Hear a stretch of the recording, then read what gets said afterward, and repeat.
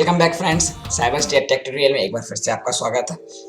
मेरा ये चैनल और मेरी वेबसाइट पे आप networking, hacking, web designing, programming या फिर किसी भी कंप्यूटर से रिलेटेड टॉपिक्स पे अगर आप वीडियो देखना चाहते हैं, आप कुछ सीखना चाहते हैं, आपकी नॉलेज को एक्सपेंड करना चाहते हैं, तो आप जुड़े रहिए।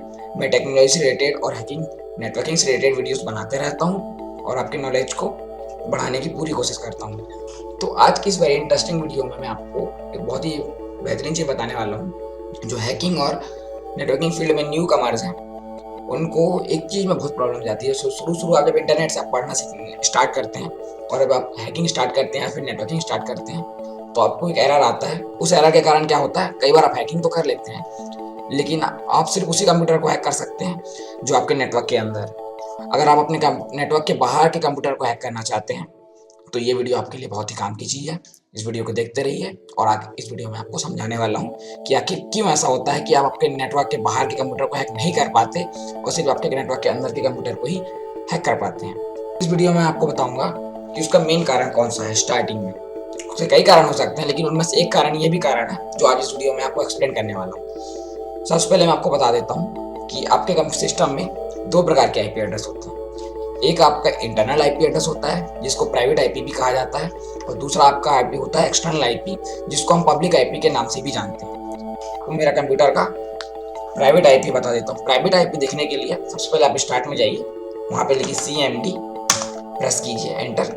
उसके बाद वहाँ कमांड में लिखिए IP कॉन्फ़िग। यहाँ एक आप आईपी एड्रेस देख सकते हैं 192.168 से एंड एक्सेट्रा। जो भी आपके कंप्यूटर में जो आईपी एड्रेस आपका इस टाइप का ही आपका प्राइवेट आईपी होता है। और पब्लिक आईपी मैं आपको बता देता हूँ, ये है पब्लिक आईपी। गूगल में जाइए, लिखिए व्हाट इज माय आईपी,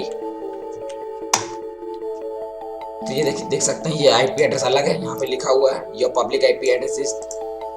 तो ये बहुत ही बेसिक चीज़ होती है जो आपको पता होनी जरूरी है अगर आप हैकिंग के फील्ड में नए हैं। तो आपके कंप्यूटर में दो प्रकार की आईपी एड्रेस काम करती हैं। दोनों आईपी एड्रेस के बीच में डिफरेंस क्या है, उस आईपी एड्रेस की कंफ्यूजन के कारण ही आप आपके नेटवर्क के बाहर के कंप्यूटर हैक नहीं कर पाते।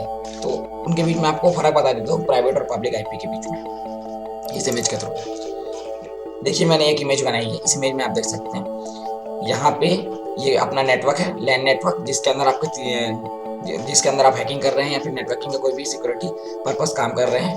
और ये है वर्ल्ड, ये पूरी इंटरनेट है।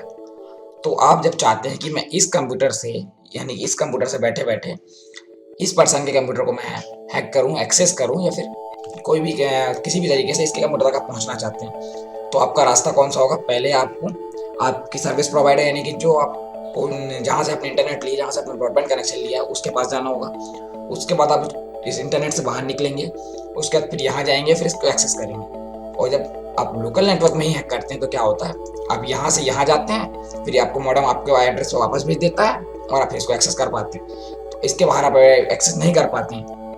उसका कारण ये है, देखिए, ये आपका प्राइवेट आईपी ये होता है। जो आपके लैन के अंदर जो आईपी एड्रेस काम करता है वो आपका प्राइवेट आईपी एड्रेस है, यानी कि जिसको सिर्फ आप एक्सेस कर सकते हैं। इंटरनेट के बाहर कोई आदमी उसको एक्सेस नहीं कर पाता। ये आईपी जो एड्रेस होता है, ये आपके राउटर के द्वारा आपको प्रोवाइड किया जाता है।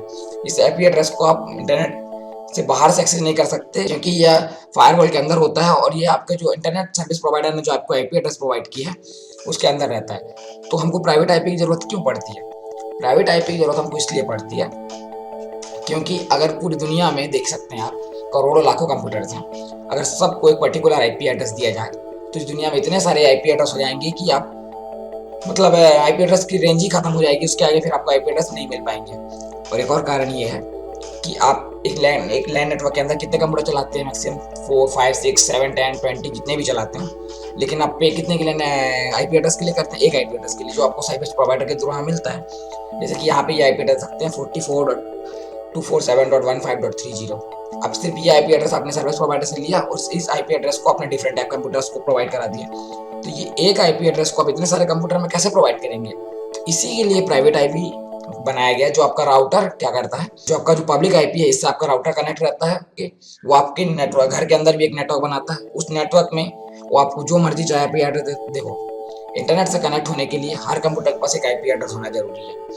तो लेकिन आपने पे एक आईपी एड्रेस के लिए किया है और आप चाहते हैं कि मैं 4 कंप्यूटर में इंटरनेट चलाऊं, तो क्या होता है, इस जो एक आईपी एड्रेस जो आपके राउटर को मिला है इंटरनेट सर्विस प्रोवाइडर के थ्रू, वो राउटर उस आईपी एड्रेस का यूज करके एक नेटवर्क क्रिएट करता है। उस नेटवर्क के अंदर जितने पीसी कनेक्ट हैं, यानी कि आपने जितने पीसी कनेक्ट किए हैं, उन सबको अलग अलग आईपी एड्रेस दे देता है, जो सिर्फ आपके नेटवर्क के अंदर वैलिड है, जो आपके सिर्फ लैन के अंदर वैलिड है। यानी कि अब ये आईपी एड्रेस हो गया या ये आईपी एड्रेस हो गया, ये सिर्फ आपके लैन के अंदर वैलिड है, लैन के बाहर ये काम नहीं करेंगे। अगर मान के चलिए आप ये इस बंदे के कंप्यूटर से आपके कंप्यूटर नंबर 1 को कनेक्ट करना चाहते हैं या फिर एक्सेस करना चाहते हैं, तो आप इसका नहीं कर पाएंगे, क्योंकि इसका आईपी एड्रेस एक प्राइवेट आईपी एड्रेस है और इसके पब्लिक आईपी एड्रेस के पास आप आएंगे और उसके बाद आप नेटवर्क को नहीं ढूंढ पाएंगे, क्योंकि ये राउटर के अंदर है, उसका आईपी जो प्राइवेट आईपी है, जो सिर्फ आप एक्सेस कर सकते हैं।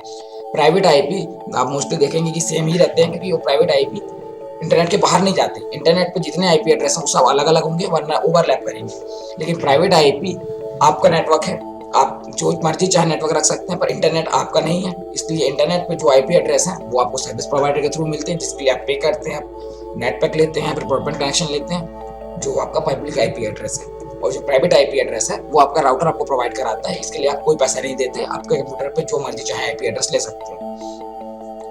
तो एक पब्लिक आईपी, अगर आप इस कंप्यूटर से एक्सेस करना चाहते हैं, यानी कि आपके नेटवर्क के बाहर से कोई कंप्यूटर पर एक्सेस करना चाहते हैं, तो आपको जो पोर्ट रहता है उसको फॉरवर्ड करना होगा। जब आप काली लिनक्स में जाएंगे, किसी भी तरह हैकिंग करेंगे, तो वहाँ पे आपसे वो पूछता है कि आपका एक्सटर्नल आईपी एड्रेस यूज करना चाहते हैं कि इंटरनल आईपी एड्रेस यूज करना चाहते हैं। तो कई लोग इंटरनल आईपी यूज करते हैं और अपने लैन नेटवर्क के अंदर जितने कंप्यूटर रहते हैं सबको हैक करने में कामयाब रहते हैं। पर क्या होता है, कई लोग सोचते हैं कि मुझे अपने लैन के बाहर भी अपने लैन नेटवर्क के बाहर के कंप्यूटर भी हैक करने हैं, पर उनको हैक करने के लिए वो सोचते हैं कि मुझे एक्सटर्नल आईपी यूज करना होगा, और वो एक्सटर्नल आईपी यूज करते हैं और फिर कामयाबी नहीं मिलती। तो सोचते हैं जब एक लोकल नेटवर्क को हैक करना है तो लोकल आईपी एड्रेस डाला, प्राइवेट आईपी एड्रेस डाला और उन्हें हैक कर लिया।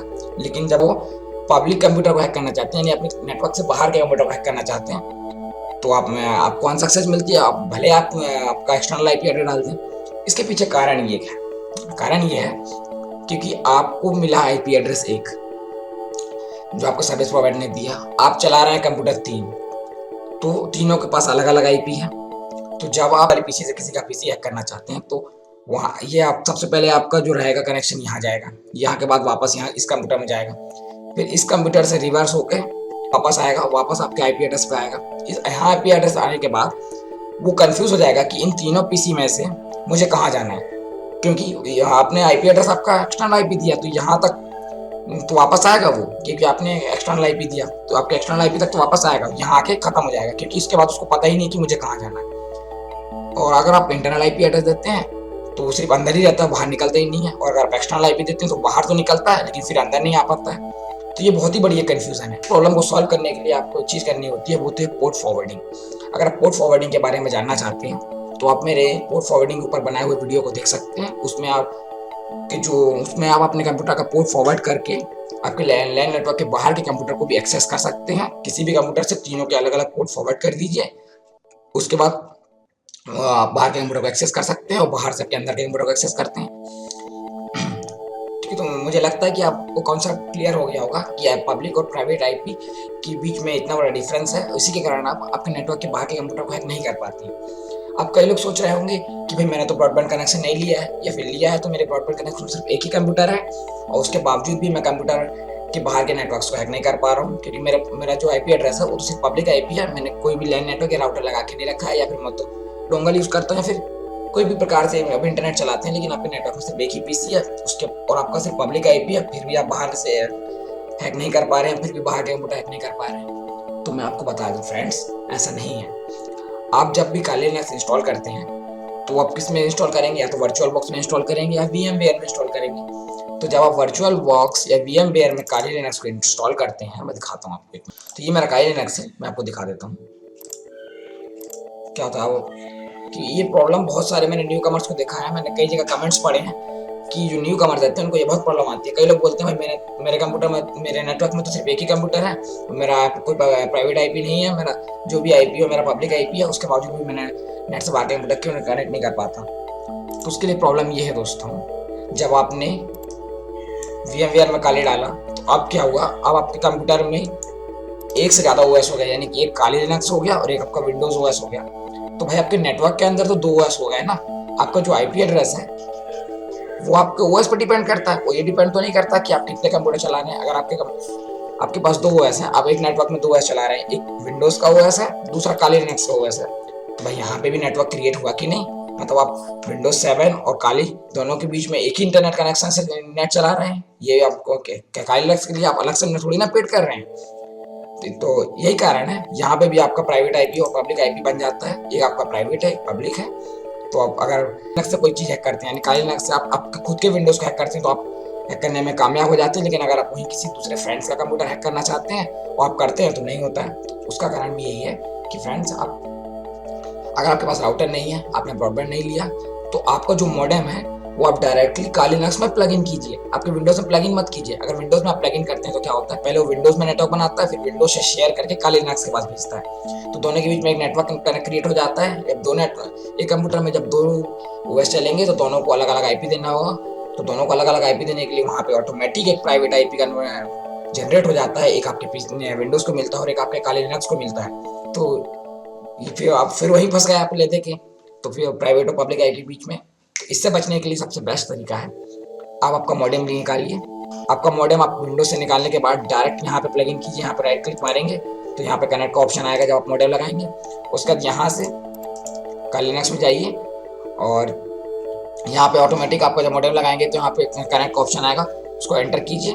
और अगर आप फिर भी कनेक्ट करने में प्रॉब्लम हो रहा है तो आप यूट्यूब पर दूसरे वीडियोस देख सकते हैं जिसपे कि काली लिनक्स में किसी दूसरे मॉडेम को या D-Link का मॉडेम हो या iPod का मॉडेम हो, किस तरह से उसको कनेक्ट करें आप देख सकते हैं। बाद जब आप सिर्फ इस काली लिनक्स के अंदर उस पर्टिकुलर डोंगल को चलाएंगे या फिर नेट सेंटर को चलाएंगे तो इसका सिर्फ एक आईपी एड्रेस रहेगा, इससे बाहर नहीं आएगा, क्योंकि आपका नेटवर्क इसके अंदर बिल्डअप है।